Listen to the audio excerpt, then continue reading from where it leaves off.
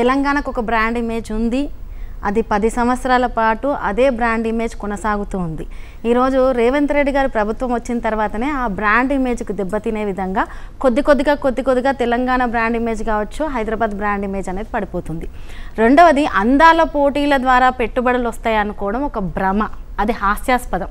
అసలు అందాల పోటీల వల్ల పెట్టుబడులు వచ్చేదే ఉంటే ఆ కార్యక్రమం అనౌన్స్ చేసేటప్పుడే ఇప్పటికే రావాల్సిందుండే ఒకటి. రెండవది, ఎక్కడైనా సరే తెలంగాణ సమాజంలో మహిళలకు పోరాట స్ఫూర్తి ఉంది. ఎంతో ఆత్మగౌరవంతో కూడిన మహిళా సమాజం, చైతన్యవంతమైన సమాజం తెలంగాణ సమాజంలో ఉంది. భారతదేశ వ్యవస్థలనే మహిళా సంస్కృతికి, ఒక మహిళలకు ఉన్న అంటే వాళ్ళ గౌరవానికి ఇచ్చే చోటు అనేది చిన్నది కాదు. ప్రపంచం మొత్తం భారతదేశం మహిళను కీర్తిస్తుంది.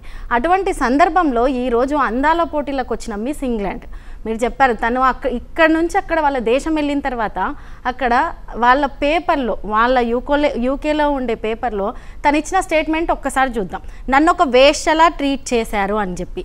మిస్ వరల్డ్ కాంపిటీషన్కి వచ్చిన ఒక మహిళ డైరెక్ట్గా నన్ను వేశ్యలా ట్రీట్ చేశారని మాట్లాడిర్రు అని చెప్తే ఇక్కడ ఎటువంటి పరిస్థితులను ఎదుర్కొన్నది అనేది మనం క్లియర్గా తను చెప్పిన ఆ మాట నుంచే అర్థం చేసుకోవచ్చు.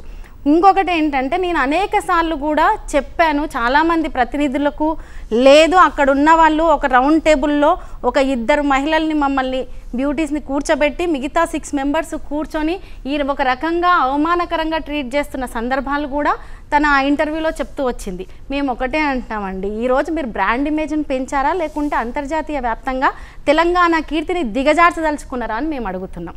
కాబట్టి ఇది ముమ్మాటికి మహిళల ఆత్మగౌరవం దెబ్బతినే అంశమే. ఈరోజు రాష్ట్రంలో అనేక సమస్యలు ఉన్నాయి.